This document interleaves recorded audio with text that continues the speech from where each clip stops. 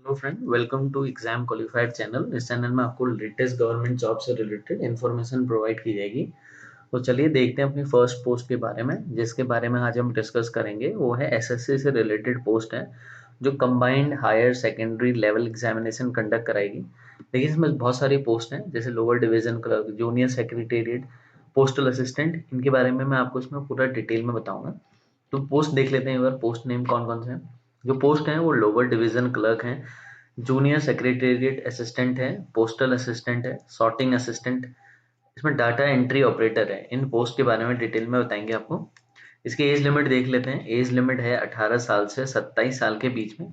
Age calculate की जाएगी 1 जनवरी 2021 पे, यानी कि जो कैंडिडेट 2 जनवरी 1994 से लेकर 1 जनवरी 2003 के बीच में बॉर्न हुए हैं, वो एलिजिबल है इस फॉर्म को फिल करने के लिए। इसके अलावा अपर एज लिमिट में कुछ रिलैक्सेशन दिया गया है, वो हम आगे देखेंगे।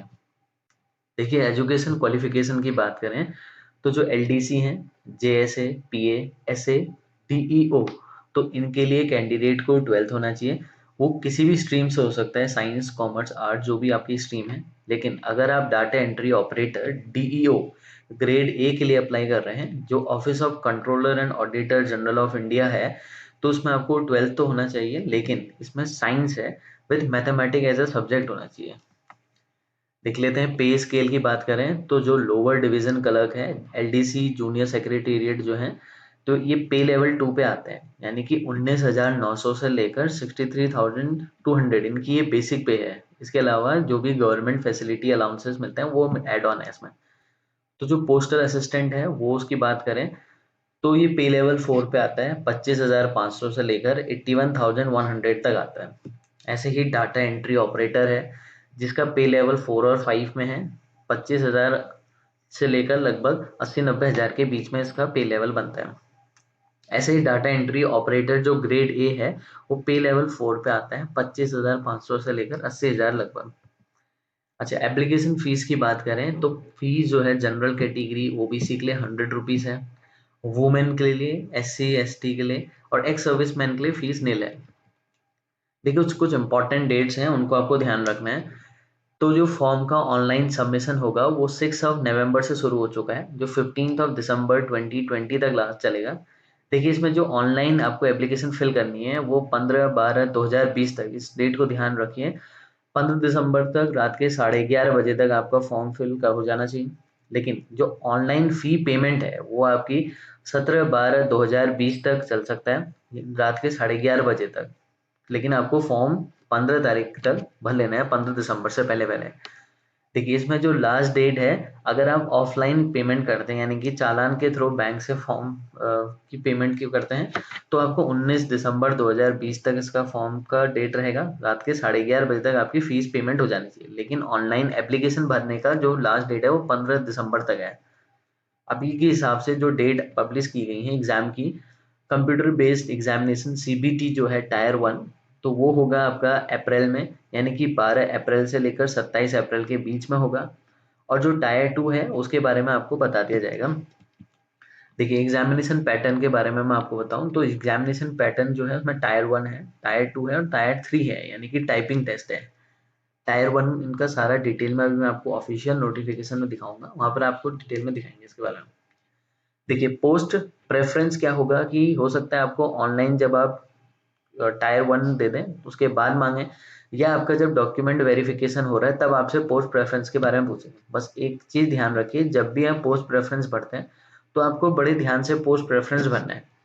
ये सारी चीज़ें जब आप पेपर क्लियर कर लेंगे उसके बाद भरनी है, ये अभी नहीं भरना है। ठीक है, ये सारी चीज़ें मैं आपको एक बार ऑफिशियल नोटिफिकेशन भी दिखा देता हूँ, जिसमें आपको पूरे डाउट्स जो भी हैं वो भी क्लियर हो जाएंगे, अच्छी से डिटेल में दिखाएंगे आपको। देखिए, ये रहा इसका ऑफिशियल नोटिफिकेशन, इसमें इसका लिंक मैं डिस्क्रिप्शन में दे दूंगा, वहां से भी आप जाके चेक कर सकते हैं। देखिए, बाकी चीज़ें तो मैंने आपको बता दी हैं। जो जो चीज़ें हैं वो एक बार देख लेते हैं। जैसे अपर एज लिमिट के बारे में मैं आपको बता दूं, जो अपर एज लिमिट है, जो रिलैक्सेशन दिया गया है, जैसे एससी और एसटी हैं उनको जो एज रिलैक्सेशन दिया गया है, 5 ईयर एज रिलैक्सेशन है। ओबीसी के लिए 3 ईयर एज रिलैक्सेशन है। जो PWD unreserved and 10 year age relaxation है। इस हिसाब से आप अपनी एज देख सकते हैं, जिस कैटेगरी में आप आते हैं उस के लिए एज लिमिट क्या दी गई है वो आप देख लीजिए। देखिए ये सबसे बड़ी चीज़ है, इसको ध्यान रखिए। देखिए जो आपको इसमें फोटोग्राफ लगानी है तो वो 3 मंथ ओल्ड आपकी फोटोग्राफ नहीं होनी चाहिए, यानी कि 3 महीने पुरानी चल सकती है। और सबसे बड़ी चीज़ है इसमें आपका जो टाइम मेंशन होना चाहिए, डेट मेंशन होनी चाहिए एंड टाइम फॉर सबमिशन। ये देखिए जैसे मान लीजिए कोई भी चीज़ है तो आपको इसमें डेट मेंशन होनी चाहिए। ये आप ध्यान रखिए कि जो आप फोटोग्राफ निकालेंगे कलर्ड फोटोग्राफ, उसमें आपको डेट मेंशन होनी चाहिए। 3 मंथ ओल्डर फोटोग्राफ नहीं होनी चाहिए, उसमें आपकी डेट मेंशन होनी चाहिए। ठीक है, ये ध्यान रखिए इस बार, वरना हो सकता है आपका फॉर्म ही रिजेक्ट हो जाए। अगर ये चीज़ नहीं होगी तो application without such date printed on photograph will be rejected. तो आपकी जो फोटोग्राफ है उसमें आपकी डेट प्रिंट होनी चाहिए, वरना आपका फॉर्म भी रिजेक्ट हो सकता है। देखिए एग्जामिनेशन की बात करें, स्कीम ऑफ एग्जामिनेशन मैंने आपको बताया, टायर 1 होता है, टायर 2 है, टायर 3 है। देखिए इसमें क्या है, इंग्लिश है। इसमें 4 सब्जेक्ट है, मेनली इंग्लिश है और आपकी बेसिक नॉलेज पूछी जाएगी, बेसिक इंग्लिश आएगी, जनरल इंटेलिजेंस यानी कि रीजनिंग होगी, क्वांटिटेटिव एप्टीट्यूड है जिसको आप मैथ कह लीजिए, जनरल अवेयरनेस है। ये मैथ जो है इसमें आपकी 10th लेवल तक की आती है, बेसिक। देखिए इसमें नंबर ऑफ क्वेश्चन की अगर बात करें, इंग्लिश में आपके नंबर ऑफ क्वेश्चन रहेंगे 25 और जनरल इंटेलिजेंस में भी इनमें सब में 25-25 क्वेश्चन रहेंगे, मैक्सिमम मार्क्स 50 दिए जाएंगे, यानी कि 200 नंबर का पेपर होगा, 1 घंटा आपको दिया जाएगा, जिसमें नेगेटिव मार्किंग भी है, ये ऑब्जेक्टिव टाइप होगा।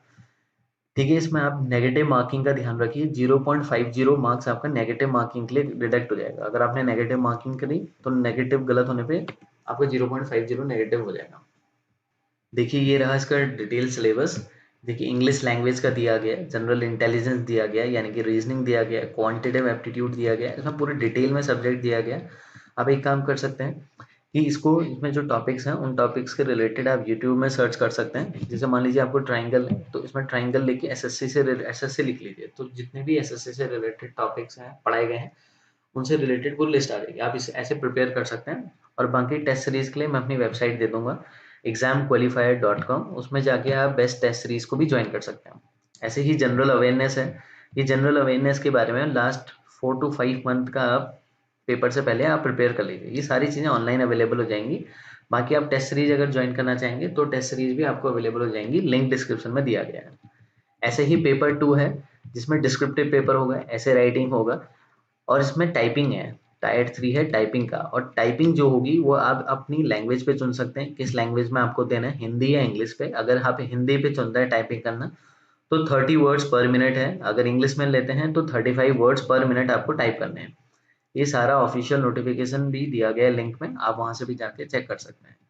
देखिए टाइप 2 भी है, इंग्लिश हिंदी आप किसी में भी पेपर दे सकते हैं जिसमें आप कंफर्टेबल हैं। चलिए दी गई इन्फॉर्मेशन आपको सही लगी तो चैनल को सब्सक्राइब करिए और अपने दोस्तों के साथ शेयर करिए। धन्यवाद।